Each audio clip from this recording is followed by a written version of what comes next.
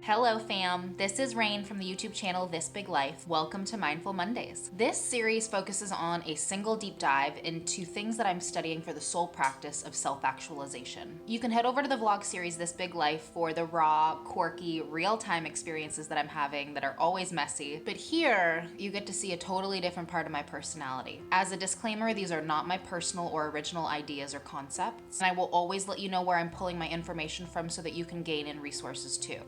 Let's go. I learned a really incredible story from a series called The Gene Keys, written by an amazing man named Richard Rudd. To me, it became a story about what it meant to embrace negativity as a means for self-actualization and personal transformation. Negative emotions often play into this really icky word called victim. It's a word that we often hear and use in our personal relationships. My emotions and feelings go rogue, and my first knee-jerk reaction is to point at something or someone and blame it for the reasons that I feel the way that I feel. Let's fix all your oppression, and we'll take every single thing into account, and then we'll fix yours too. We'll take every single thing into account. It's like, no, you won't, because you can't. You can't. It is technically impossible. First of all, you can't even list all the ways that you're oppressed. Second, how are you going to weight them?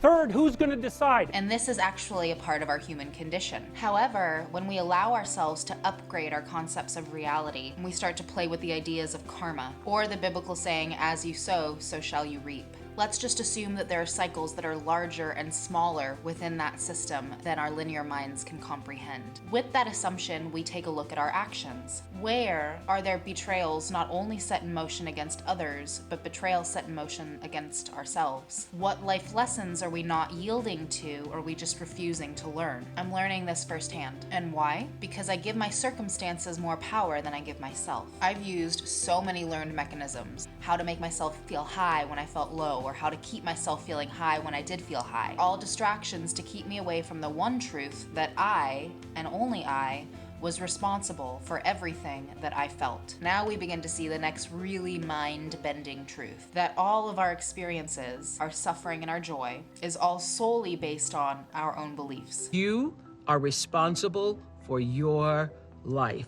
And if you're sitting around waiting on somebody to save you, to fix you, to even help you, you are wasting your time. The mind can go on forever about why we feel the way that we feel. Everything that I was doing to distract myself from my own responsibility was me faking my freedom. I can't even tell you how many retreats I've been to, how many seminars I've paid full price for. I usually walked away feeling moved but empty-handed. The realizations were gonna come from inside of me. And bear with me when I say this, at the same time, the dissatisfaction of all of that is what drove me to truly start diving inward. And eventually these roads collide. The energy and the will to pursue something higher and to be let down. And then the realization of the inner clarity that dissipates all false experiences that you've had up until this point. Because even if you do something that seems to be totally disastrous, it'll all come out in the wash somehow or other.